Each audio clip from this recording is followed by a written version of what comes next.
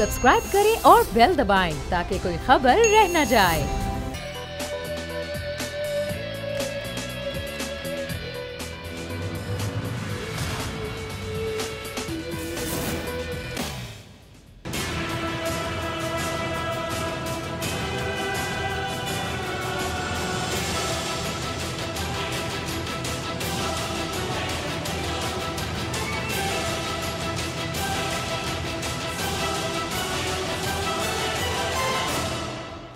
अस्सलामुअलैकुम। प्रोग्राम में मैं सुमैया रिजवान आपको खुश आमदीद कहती हूँ। कल से हम देख रहे हैं सियासी माहौल में बड़ी अहम मुलाकातें हो रही हैं। कल बिलावल भुट्टो जरदारी और मियां मोहम्मद नवाज शरीफ की मुलाकात हुई और ज़ाहिर है अब दोनों बड़ी पार्टीज़ हैं, आगे अब ये तमाम तर सियासी मुशावरत को बढ़ाने पर भी जोर दे रही हैं, वसअत देने पर मिसाक़ जमहूरियत भी बहुत ज़्यादा बात की गई। और आज भी एक अहम मुलाकात होने जा रही है क्योंकि वज़ीर-ए-आज़म इमरान खान अब खुद आ गए मैदान में कि वो इत्तेहादी जो कि उनकी अहम ज़रूरत है, हुकूमत की अहम ज़रूरत है, उनको मनाएंगे। अगर उनके कुछ तहफ़्फ़ुज़ात हैं वो दूर किए जाएंगे। तो आज ख़ाफ लीग की जो तमाम तर क़यादत है वो आज वज़ीर-ए-आज़म इमरान खान से मुलाकात करने जा रही है। 5:15 बजे का टाइम दिया गया है कि ये मुलाकात शुरू हो जाएगी। ख़ाफ लीग के सदर चौधरी शुजात हुसैन जो हैं वो क़यादत कर रहे हैं और मुलाकात में वफाक और पंजाब हुकूमत के जो इत्तेहादी उमूर हैं जिन पर अगर कोई ना कोई तहफ़्फ़ुज़ात हैं ख़ाफ लीग के तो वो उस पर बातचीत की जाएगी। साथ ही साथ ज़रा ये भी कह रहे हैं कि ख़ाफ लीग को मज़ीद एक वजारत भी दिए जाने का मामला ज़ेर गौर आएगा और चौधरी सालिक और मोनिस इलाही का नाम जो है वो वजारत के लिए ज़ेर गौर है। और इमरान खान साहब जो हैं वो दीगर इत्तेहादियों से जिसमें MQM और GDA शामिल है आगे मिलेंगे। ये तमाम तर जो है वो प्रोग्राम का हिस्सा हैं। सबसे पहले गुलाम मुर्तज़ा हमारे नुमाइंदे और तमाम तर इस खबर को कवर कर रहे हैं, उनसे बात करते हैं। उसामा गाजी भी हमारे साथ मौजूद हैं, सीनियर एंकर पर्सन। आपका भी बहुत शुक्रिया प्रोग्राम में वक्त निकालने के लिए उसामा। लेकिन सबसे पहले गुलाम मुर्तज़ा से जानेंगे। गुलाम मुर्तज़ा, 5:15 बजे का टाइम दिया गया है इस अहम मुलाकात के लिए। सर बताइए, मुलाकात 5:15 बजे ही शुरू होगी या थोड़ा टाइम लगेगा? और ये जो वजारत देने वाला मामला है ये भी ज़ेर गौर आएगा? और कौन कौन से मामलात हैं इस मुलाकात में जो कि ज़ेर गौर आने जा रहे हैं? जी, ये मुलाकात तकरीबन 5:15 बजे ही होगी और टाइम क्योंकि दिया गया था 5-5:15 के दौरान चौधरी बरादरान से दरख्वास्त की गई थी।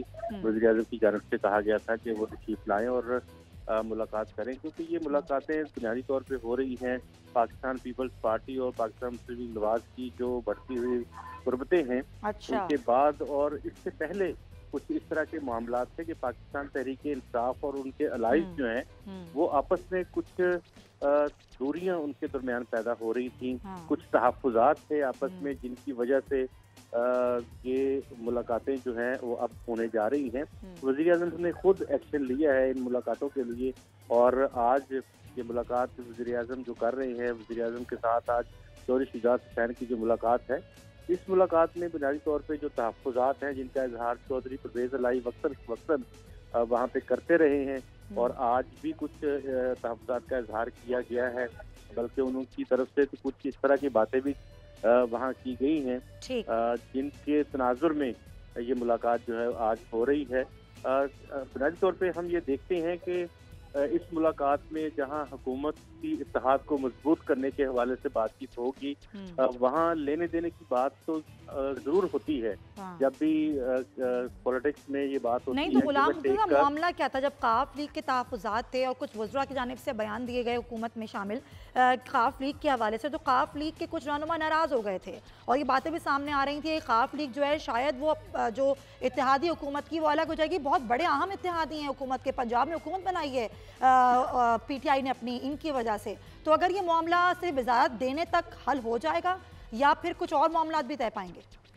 जी, ये अभी तो मुलाकात होगी, मुलाकात के बाद हम देखते हैं। बहुत वज़ादारी है पॉलिटिक्स में चौधरी फैमिली की और कभी ऐसा नहीं होता कि वो पॉलिटिक्स के ऊपर अपनी जो इक़्तिदार हैं उनको कुर्बान नहीं करते हैं और ना ही इस तरह से यकदम वो किसी को इस तरह तने तनहा छोड़ते हैं। पॉलिटिक्स वो जरूर करते हैं लेकिन पॉलिटिक्स करने में भी बहुत ज्यादा इखलाकी इक़्तिदार जो है वो उनका इस्तेमाल करते हैं चौधरी बरादरान। जो आज की मुलाकात है खुसूसी तौर पे उसमें 2-3 चीजें बहुत अहमियत की हामिल हैं कि जो पंजाब में तहफ़्फ़ुज़ात उनको हैं वो दूर करवाने के लिए, वो दूर करने के लिए वज़ीर-ए-आज़म खुद उसकी यकीन दहानी करवाएंगे और जल्द अज जल्द वो तहफ़्फ़ुज़ात दूर होंगे। चलें गुलाम मुर्तज़ा, जैसे ही मुलाकात शुरू और इस मुलाकात को जब ख़त्म हो जाएगी तो हम आपसे दोबारा से बात भी करेंगे और आपसे डिटेल भी लेंगे। फ़िलहाल आपका बहुत शुक्रिया उसामा। कल से हम देख रहे हैं बड़ी अहम मुलाकातें हो रही हैं। अयादत वजह थी पहले तो, और उसके बाद फिर चार्टर ऑफ डेमोक्रेसी पर ही बात हो गई, फिर इस बात पर ही बात हो गई कि इस मिसाक़ जमहूरियत को हम आगे बढ़ाएंगे, इसमें तरमीम करेंगे और बहुत गलत हुआ है और जो गलतियाँ हुई हैं 62-63 की वो गलतियाँ ही मानी गई। और उसी तनाजुर में आज एक दूसरी मुलाकात होने जा रही है जहाँ तहफ़्फ़ुज़ात भी दूर होंगे, वजारत वाला मामला भी ज़ेर बहस आएगा। लेकिन आपने सुना गुलाम मुर्तज़ा क्या कह रहे थे, कल वाली मुलाकात के तनाजुर में ये मुलाकात हो रही है कि वहाँ करीब क़ुरबतें आ रही हैं तो यहाँ दूरियाँ ना पैदा हो जाएँ। क्या कहेंगे आप इस तमाम तर सूरत हाल पर? देखिए, सफ़बंदियाँ हो रही हैं, सियासत हो रही है, सिर्फ सियासत। एक तरफ ऑपोजिशन है वो इकट्ठी हो रही है, पाकिस्तान पीपल्स पार्टी और मुस्लिम लीग नून। मुझे लगता है इस दफ़ा ये डिसाइसिव मूवमेंट होगा क्योंकि इसके बाद फिर मजीद मौका नहीं आएगा शायद अपोजिशन जमातों के पास कि एक मिलकर एक पुश देने का इस हुकूमत के खिलाफ, क्योंकि मियां नवाज शरीफ साहब का मेन एम ये नज़र आ रहा है कि किसी तरह से वो इलाज के लिए लंदन चले जाएं जहां वो समझते हैं कि उनका इलाज बेहतर हो सकता है और उसके लिए वो कोशिशें हो रही हैं। पीपल्स पार्टी के ऊपर आपको पता है केसेस हैं, सिराज दुरानी साहब पहले ही हैं अंदर हैं और उनके ऊपर केस चल रहा है। उसके बाद बिलावल साहब और जरदारी साहब, फरयाल तालपुर साहिबा, दीगर लोग, तो यहाँ पर भी एक अलग सफबंदी हो रही है कि हमने मिलकर किस तरह से प्रेशर डालना है उसके लिए करीब आ रहे हैं, जबकि किसी भी एक नुक्ते पर ये माजी में इकट्ठे नहीं हो सके। आपको पता है मौलाना फजलुर रहमान साहब ने एड़ी चोटी का जोर लगा लिया लेकिन ये दोनों इकट्ठे नहीं हो सके किसी एक एजेंडे पर। अब ये एक डिसाइसिव मूवमेंट है इनके लिए कि इकट्ठे होते हैं नहीं, और उससे बचाव के लिए आपको पता है कि विफाकी हुकूमत 5-7 सीटों पर खड़ी है, अगर वो इत्तेहादी कोई भी एक निकलता है तो मुश्किल हो जाएगी। आपको लग रहा है ऑपोजिशन इकट्ठी होकर भी इतनी मजबूत हो पाएगी कि हुकूमत को कोई वाकई टफ टाइम दे पाए?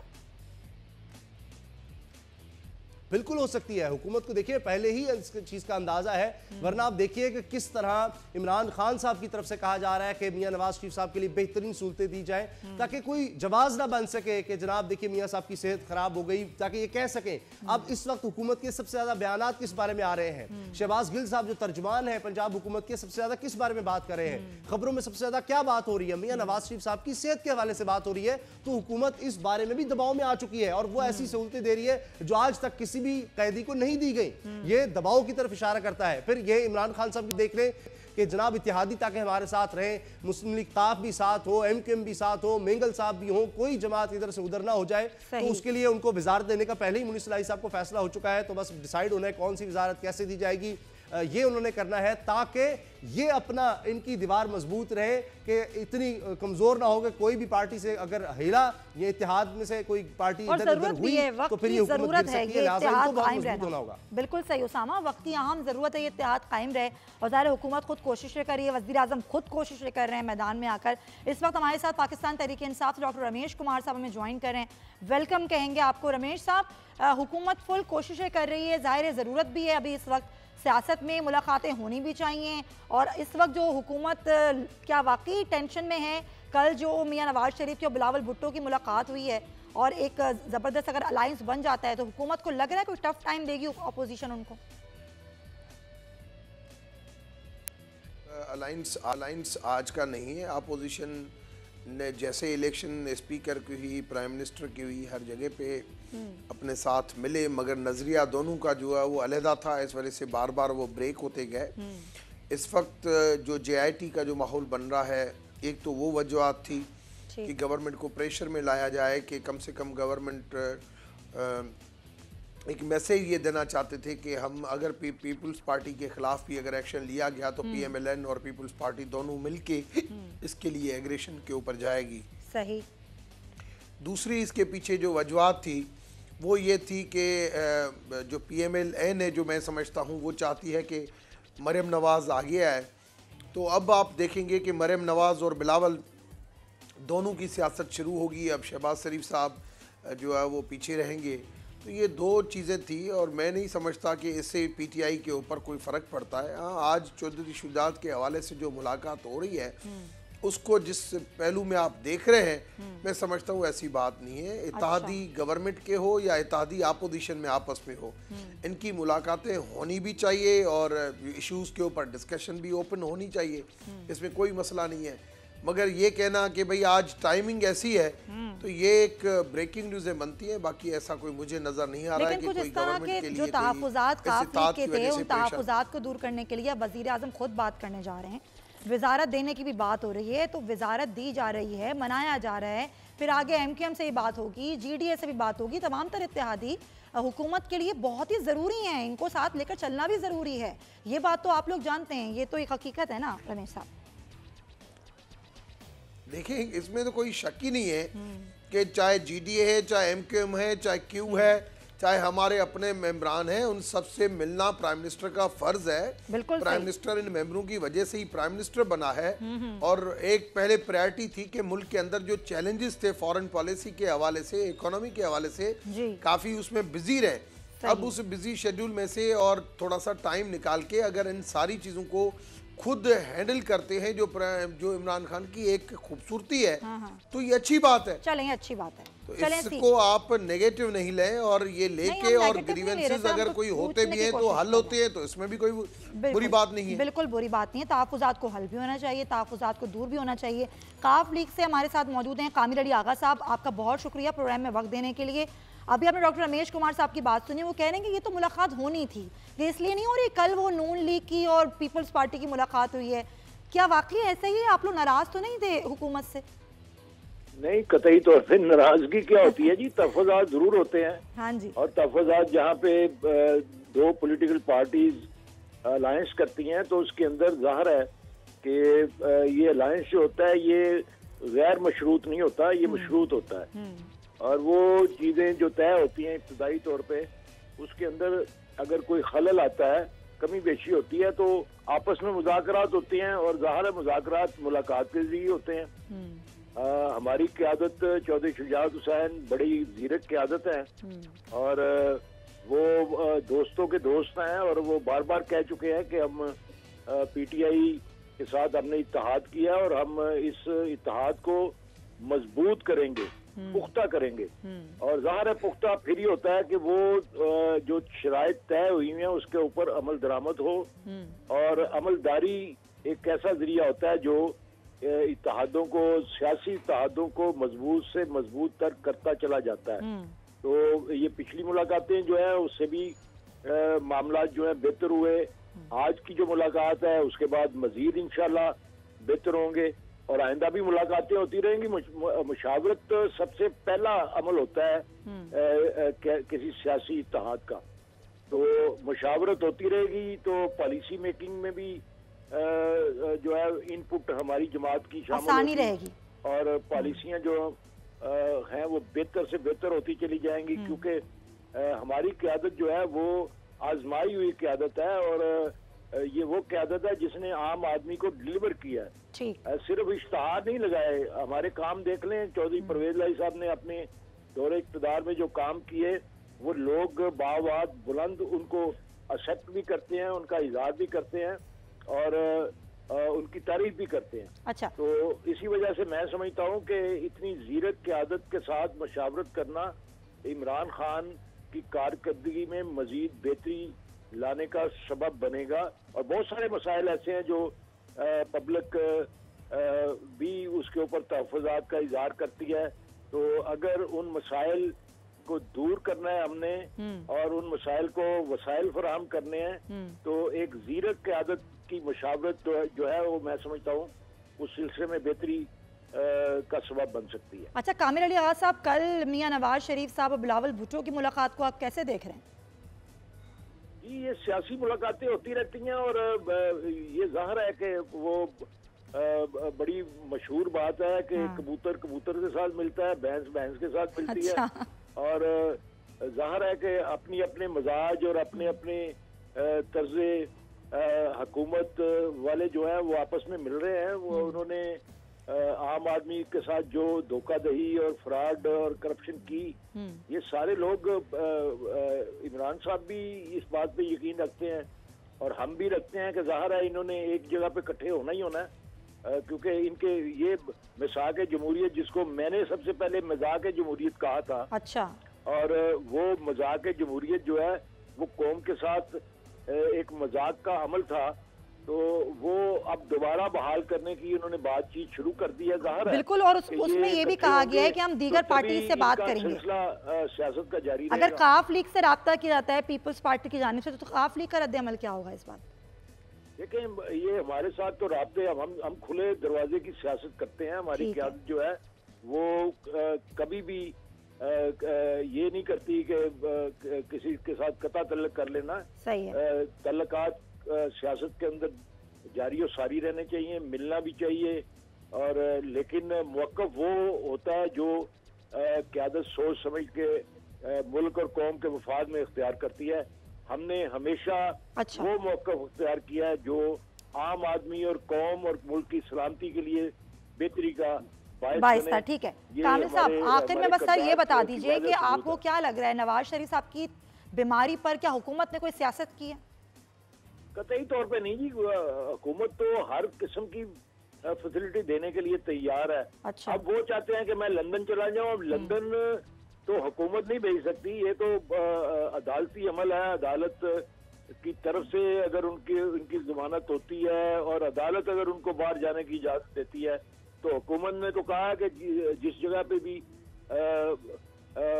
अदालत इजाजत देगी हम फैसिलिटेट करेंगे। बिल्कुल सही, बहुत बहुत शुक्रिया कामिल अली आगा साहब। ब्रेक हम लेने, ब्रेक के बाद वापस आएंगे तो ज़रा इस मामले करेंगे कि नवाज शरीफ साहब को अगर अदालत से इजाज़त मिल जाती है बाहर जाने की, तो हुकूमत का इस हवाले से क्या रद्द अमल होगा? क्या हुकूमत की तरफ से इजाज़त दी जाएगी या नहीं? इस बात पर बात करेंगे इस ब्रेक के बाद। स्टे विद अस।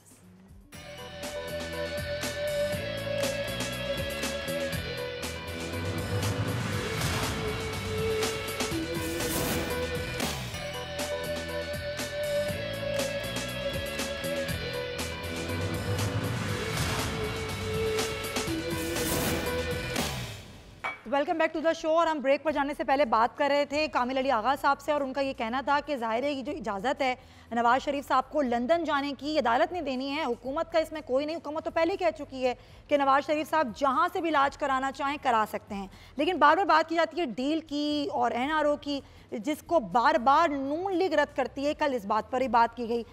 रमेश कुमार साहब, क्या अगर अदालत की जानिब से इजाज़त मिल जाती है नवाज शरीफ साहब को कि वो मुल्क से बाहर जा सकते हैं, तो क्या हुकूमत उनको जाने देगी, या फिर एक और नारा लगाया जाएगा कि जी ये NRO करना चाहते हैं, ये कोई डील करना चाहते हैं हुकूमत से? देखिए, एक तो चीज़ ये कि मादी में या अभी भी इन इश्यूज़ के ऊपर सियासत होती रहती है, और एक पॉलिटिकल पार्टी से नहीं, सारी पॉलिटिकल पार्टी से। मैं तो हमेशा कहता हूँ कि पर्सनल इश्यूज़ के ऊपर, हेल्थ इश्यूज़ के ऊपर, फैमिली इश्यूज़ के ऊपर सियासत नहीं होनी चाहिए, और सियासत जो है उसको एक इबादत समझ के अवामी इश्यूज़ के ऊपर होनी चाहिए, एजेंडा के ऊपर होनी चाहिए, मगर ये माजी में भी होती रहती है। तो क्या हुकूमत की जानिब से सियासत की गई है नवाज शरीफ साहब की बीमारी पर? कभी भी ऐसे नहीं हुआ। अब बीमारी के हवाले से, मियाँ साहब के हवाले से जो बात की जाती है कि, और चाहे पार्टी की तरफ से कि वो बीमार हैं, उसको बीमारी के लिए जो है टाइम नहीं दिया जाता है या उसको वो फैसिलिटेट नहीं किया जाता, मैं नहीं समझता हूँ कि ऐसी तरीके से कोई हुकूमत ऐसे इकदाम करेगी जिससे जो है वो उसकी सेहत के ऊपर इश्यूज़ हो। मगर जब ऐसे इशू बात करते हैं तो लाजमी काउंटर करने के लिए PTI की गवर्नमेंट भी उन इश्यूज़ के उस तरीके से लेती है। दोनों तरफ से ये बातें नहीं होनी चाहिए। हेल्थ के हवाले से अगर उनको बाहर जाना है, कोर्ट में जाएं, कोर्ट से रिजू करें। कोर्ट अगर कल इजाज़त दे देती है, मैं नहीं समझता हूं कि कोई गवर्नमेंट उसके ऊपर कोई ऑब्जेक्शन करेगी। कोर्ट का जो ऑर्डर होगा उसको ओबे किया जाएगा, जाएं बली बाय। मगर आप कोर्ट से इजाज़त नहीं मांगे, आप सिर्फ गवर्नमेंट को क्रिटिसाइज करें कि गवर्नमेंट इजाज़त दे, बाहर जाना है, ये करना है। अगर ऐसे इश्यूज होते तो लाजमी है, जो जमानत की बात की गई थी तो वहां से कोर्ट से पहले ही रिलीफ मिल जाता। ठीक। तो मैं समझता हूँ दोनों तरफ से सियासत नहीं होनी चाहिए हेल्थ इश्यूज के ऊपर। अच्छा। हेल्थ इश्यूज को सेपरेट रखा जाए, फैमिली इश्यूज को सेपरेट रखा जाए। रही बात चौधरी शुजात हुसैन की, मैं समझता हूँ चौधरी शुजात हुसैन सियासत के अंदर मने हुए सियासतदानों में से एक है, और उनकी जो सियासत है उसको आप इतना जल्दी नहीं समझ सकेंगे। और इमरान खान साहब अगर उनके साथ अच्छी कोलाबोरेशन के साथ आगे बढ़ते हैं तो लाजमी है जो है वो गवर्नमेंट को भी फ़ायदा है, और ऐसे सीनियर सियासतदानों का हमेशा कदर रहा भी है। और मुश्किल वक्त में जब भी पाकिस्तान होता है, चाहे 2002 में था, तब भी आपने देखा कि चौधरी शुजात हुसैन का एक अच्छा प्रोमिनेंट रोल था। ठीक है, तो हमेशा पॉजिटिव बंदे पॉजिटिव चीज़ों में इकट्ठे होते हैं और उसको भी आप टाइम से अगर आप रिलेट करेंगे तो ये मुझे ये चीज़ें मुनासिब नहीं लगती कि अच्छा, चलें ठीक है सर, आपका मौक़िफ़ सामने आ गया है, दोनों चीज़ों पर आपका मौक़िफ़ सामने आ गया है। ज़रा आगे बढ़ेंगे। ज़ाहिर हम अगर बात करें मुल्क की मसाइल की, तो एक जानिब मुल्क की मसाइल में FATF का मामला है जो ज़ाहिर पाकिस्तान के लिए थोड़ा सा मुश्किल का बाइस है, फिर मुआशी सूरत हाल भी खासी दुगरगू हैं, और फिर हमें पाक भारत तनाज़ुआत का भी मामला है। और ऐसे ही मौके पर पाकिस्तान जो है वो जर्मन हम मनसब से मुलाकात भी करी है। आज शाह महमूद कुरैशी साहब ने, फिर बाद में वज़ीर आज़म इमरान खान की मुलाकात हुई है, और तमाम में पाकिस्तान ने अपना मौक़िफ़ ये पेश किया कि पाकिस्तान अमन का ख़्वाह है, भारत दहशत गर्दी फैला रहा है। लेकिन अब तक जो अमन और मुज़ाकरात के हवाले से बात की जा रही है, तो पाकिस्तान अब भी मुज़ाकरात चाहता है और अपना किरदार इस हवाले से अदा भी करता रहेगा। फिर अफ़गानिस्तान की बात भी की गई कि अफ़गानिस्तान में जो अमन मुज़ाकरात हैं, जो अमन अमल है, उसमें भी खासी पेशरफ्त की जा रही है, पाकिस्तान इसमें भी आगे है। फिर जर्मन वज़ीर ख़ारजा को पुलवामा वाक़या और उसके बाद की भारत की दहशत गर्दी थी और जो सूरत हाल पैदा हुई, उस हवाले से भी उनको आगाह किया गया है। अलबत्ता शाह महमूद कुरैशी साहब ने कहा कि चाहे वो पाक भारत मुज़ाकरात हों या फिर अफ़गान अमन मुज़ाकरात, उस पर काज से मुतमईन है तमाम तर पेशरफ्त से जर्मन वज़ीर ख़ारजा, और आलमी सरमायाकारों को भी हम पाकिस्तान में हर मुमकिन सहूलत देंगे, और हम अपने दिफा में जो कुछ कर रहे हैं इस हवाले से भी हमने आगाही पूरी तरह से दे दी है। उसामा, ये तमाम तर मामलात हैं जो कि पाकिस्तान जिनसे गुजर रहा है, चाहे वो FATF वाला मामला हो या फिर मुआशी सूरत हाल हो या पाक भारत मुज़ाकरात वाला मामला हो। जी, कुछ कहना चाह रहे हैं रमेश साहब? देखिए, पहली चीज़ तो ये कि जो इस वक्त एक्शन चल रहा है वो FATF के हवाले से ही मेन चल रहा है या अक़वाम मुत्तहिदा के हवाले से चल रहा है जी। बार बार कुछ चैनल के ऊपर मैंने ये देखा कि भाई इस वक्त जो कालेदम तंजीमों के खिलाफ जो एक्शन चल रहा है वो पुलवामा की वजह से चल रहा है। ऐसी कोई बात नहीं है। पुलवामा के हवाले से जो डोजियर है वो सिर्फ पुलवामा से रिलेटेड है। FATF का इशू आज से 1 साल पहले से चल रहा है और इस वक्त जो हमारी डिप्लोमेसी जो चल रही है वो मैं समझता हूँ बहुत बेहतर तरीके से चल रही है। डिप्लोमेसी में जिस तरीके से इंडिया एक बहुत बड़ी इकोनॉमी है, बिल्कुल सर, इंडिया एक बहुत बड़ी इकोनॉमी है, मगर जिस एग्रेशन के साथ वो बढ़ा, उस बढ़ने के बाद जिस तरीके से सब्र और तहम्मुल के साथ और डिप्लोमेसी के साथ पाकिस्तान बढ़ा है और उसको आज दुनिया उसकी तारीफ कर रही है कि आप अपनी जीत को भी जश्न नहीं मना रहे हैं क्योंकि आप अच्छे तरीके से बढ़ रहे हैं, अमन की खातिर बढ़ रहे हैं। और आपने FATF के हवाले से कुछ जो कंडीशंस के हवाले से बिल्कुल सही सर, हमने इसी तरीके से पहले भी अपने प्रोग्राम में इस बात को डिस्कस किया था कि बिल्कुल पाकिस्तान वो तमाम तरह इक़दामात ला रहा है। जो FATF वाला मामला है उसमें से सारी ग्रे लिस्ट का जो मामला है पाकिस्तान उसमें से निकल और आज के मौके के ऊपर जर्मन जो यूरोपियन यूनियन का सर में बहुत बड़ा एक पार्टिसिपेंट होता है, उसकी विजिट को एक अहमियत इख्तियार है। और मैं समझता हूं जब भी कोई आता है यहाँ पे पाकिस्तान में और पाकिस्तान से अच्छी सर्टिफिकेशन के साथ जाता है और तो कम से कम वहाँ पे जाने के बाद वो एक पाकिस्तान का सफीर बन जाता है। तो ये अच्छी पॉजिटिव मूव है कि जर्मन का यहाँ पे आज वज़ीर खारिजा का आना, प्राइम मिनिस्टर से मिलना और वहाँ पे कॉन्फिडेंस लेवल उसका बढ़ जाता है कि जो बातें जो कंडीशन FATF के हवाले से थी, आज उन्होंने लीडरशिप ने, प्राइम मिनिस्टर ने, फॉरेन मिनिस्टर ने हमें मुतमिन किया है। तो ये चीज़ें, और अफ़गानिस्तान के हवाले से जो आपने बात की, वो भी जो इस वक्त पाकिस्तान की जो जोग्राफिकली जो पोजीशन पहले माजी में भी रही है, आज भी रही है, उसको पहले कभी इस तरीके से कैश नहीं कराया गया जिस तरीके से इस वक्त हैंडल किया जा रहा है, जिस वजह से अफगानिस्तान के अंदर बिल्कुल हुकूमत बड़े अच्छे से हैंडल कर रही है। तो वाकई ऐसा ही है सर, आपका मौक़िफ़ सामने आया। जरा उसामा का भी मैं इस हवाले से तज़किया ले लूँ। उसामा, आपको क्या लगता है तमाम तर मामलात पाकिस्तान अपना नैरेटिव पूरी दुनिया के सामने जिस तरीके से लेके जा रहा है बिल्कुल सही सिम भी है, फिर आज जर्मन वज़ीर ख़ारजा की आमद, उनकी मुलाकातें, किस तरह देखें तमाम तर मामला? अच्छा, ये सब एक दूसरे से जुड़ी हैं ये सब बातें। नेशनल एक्शन प्लान, कालेदम तंजीमों के खिलाफ ऑपरेशन, भारत की जारहियत आप देख लें, पाकिस्तान में फॉरेन इन्वेस्टमेंट का आना देखें, CPAC को देखें, अमेरिका से ताल्लुकात को देखें। तो अगर ओवरऑल मैं इसको देखूँ, मैं यूँ समझता हूँ कि पाकिस्तान एक यूँ समझे कि यू टर्न ले रहा है, एक नई अपनी पॉलिसी की तरफ आ रहा है। और ये कोई इतना आसान काम नहीं है कि अचानक से, अभी तक तो आप देखेंगे जो जाली बैंक अकाउंट्स का मामला है, अब आप पता चल रहा है कि जनाब अरबों खरबों की डील्स हो रही थी और ये कोई 1 दर्जन 2 दर्जन अकाउंट्स नहीं थे, ये सैकड़ों हजारों की तादाद में अकाउंट्स थे। अब उनके खिलाफ एक्शन लिया जाएगा और उस पर सख्त सजाएं दी जाएंगी। इस तरह के मामला पाकिस्तान में काफी अरसे से थे। ब्लैक इकोनॉमी पाकिस्तान की अब भी है और ये एक दिन में चुटकी बजा देने से सब कुछ खत्म नहीं हो जाएगा।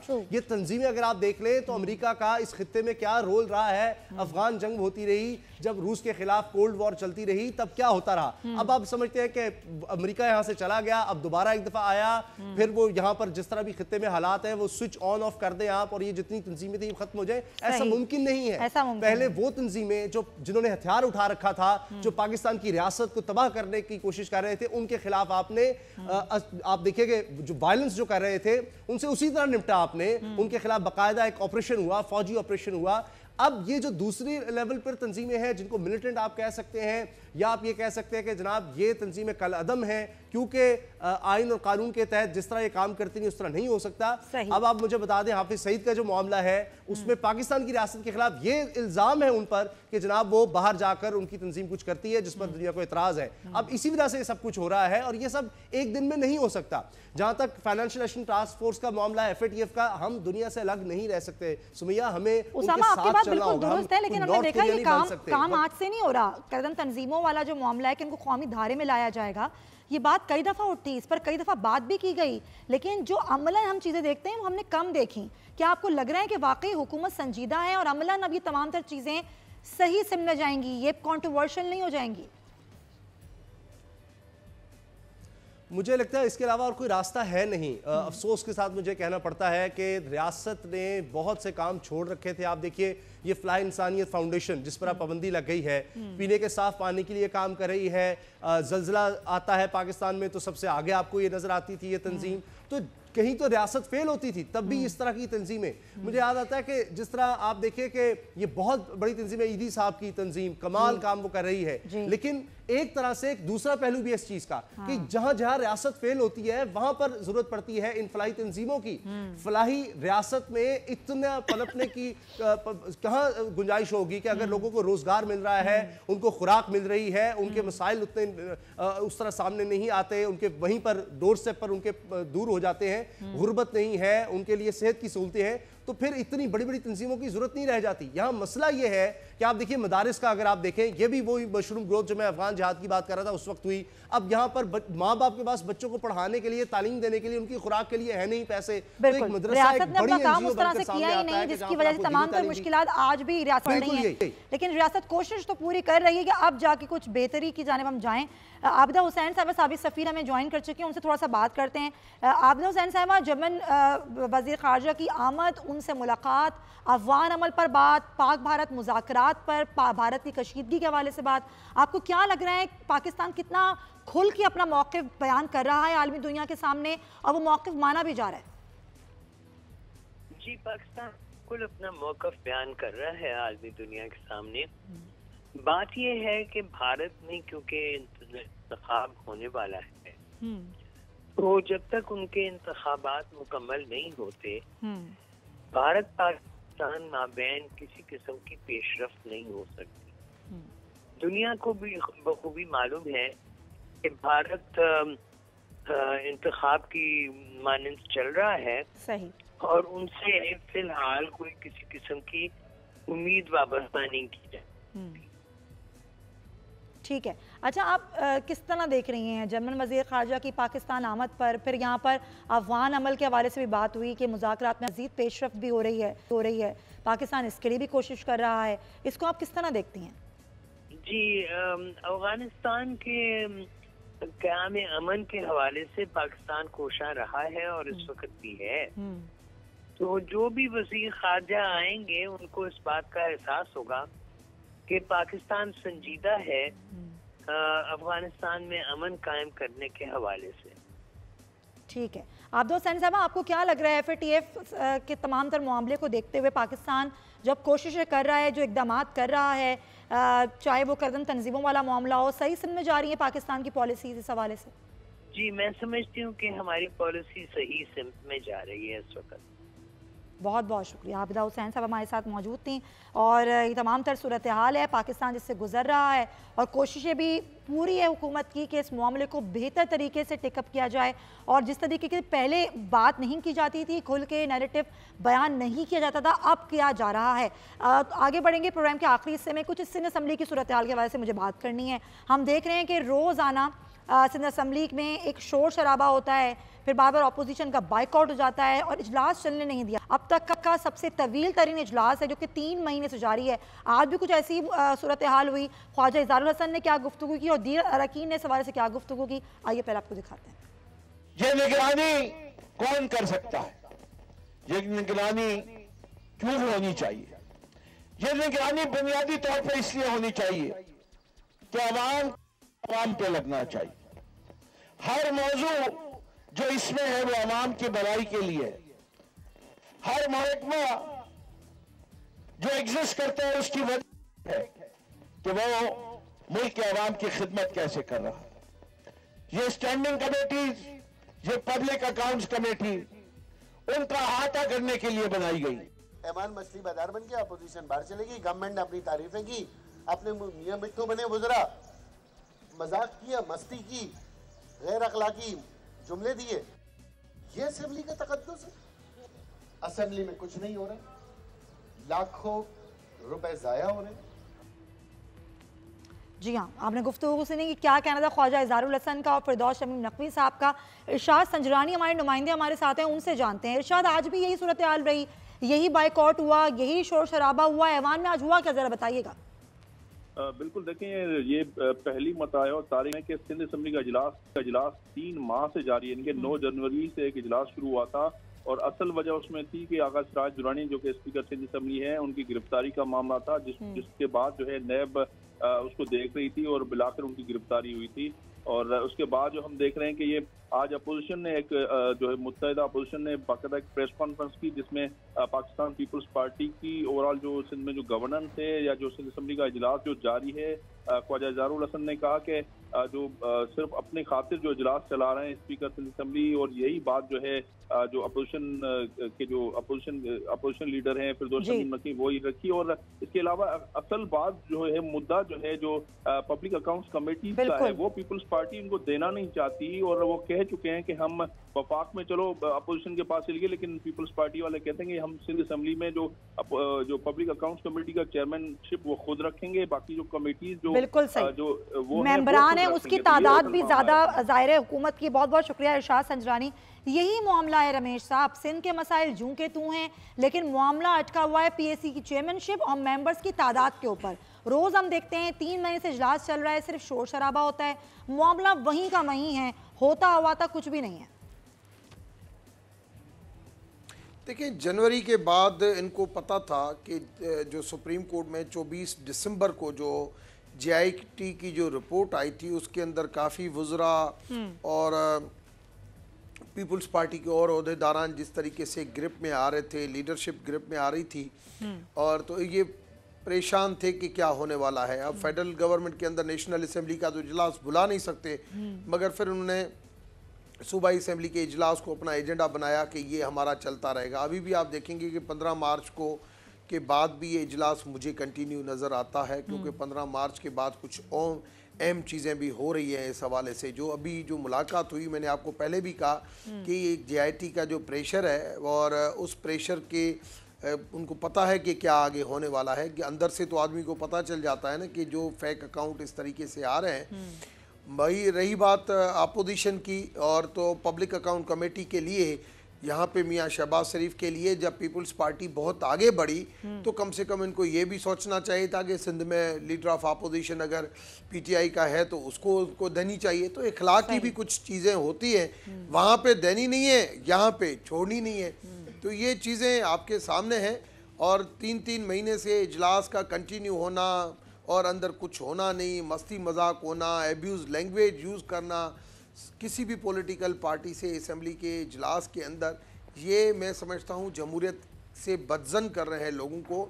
और ऐसे हालात में फिर जब कभी कभार किसी वज़ीर की बात मुंह से गवर्नर आज की निकल जाती है तो फिर वो कह देते हैं कि भाई ये ये इनका एजेंडा ही ये है। और लाजमी है जब ऐसी बातें इतने लंबा जब आदमी ज्यादा बोलेगा कोई ना कोई मिस्टेक होगी आदमी से। बिल्कुल तो मैं समझता हूँ ऐसे इनको सोचना चाहिए कि असेंबली के इजलास कंटिन्यू होने से अगर स्पीकर के ऊपर भी एक्शन था, अगर उसके ऊपर भी कोई इतलात थी तो वो भी गिरफ्त में आ गया, मगर फैसिलिटी ये होती है कि सुबह वो इजलास में आ जाते हैं, शाम को चले जाते हैं। बिल्कुल सही, बिल्कुल सही उसामा।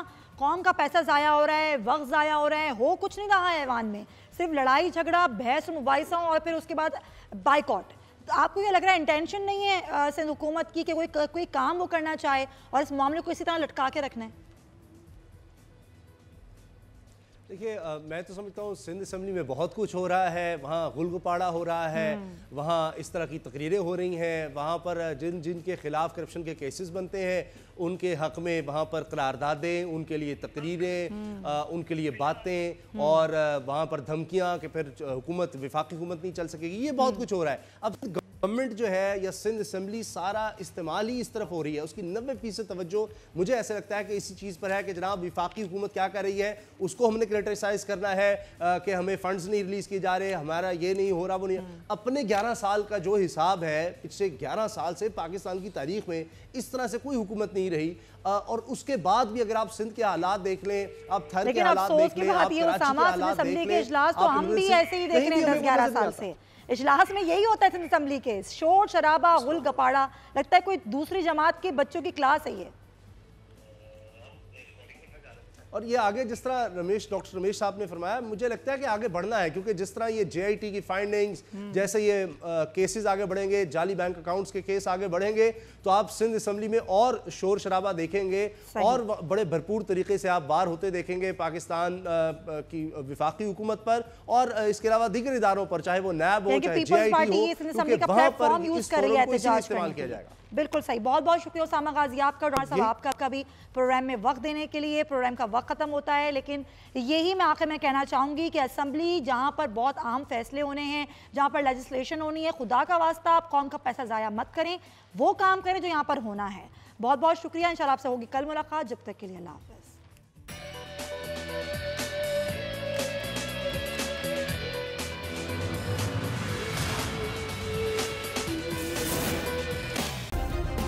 सब्सक्राइब करें और बेल दबाएं ताकि कोई खबर रह न जाए।